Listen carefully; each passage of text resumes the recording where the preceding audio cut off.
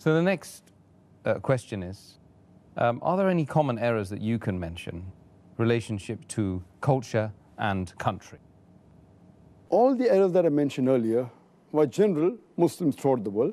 There are some errors which are made mainly by people living in a certain country, belonging to a certain culture. For example, in the Indian subcontinent, there are people living in India, in Pakistan, in Sri Lanka. During Ramadan, many of the Muslims, in the night, they play night cricket.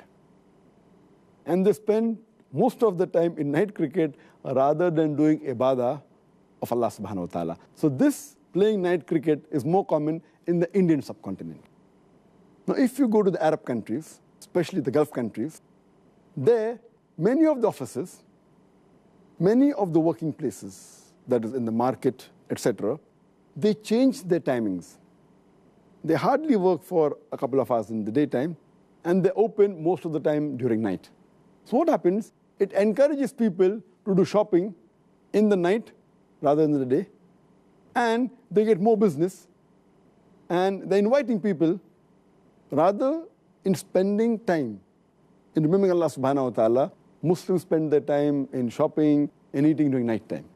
And furthermore, those people who are employed in the shops, they're forced to come at night time because it's their duty.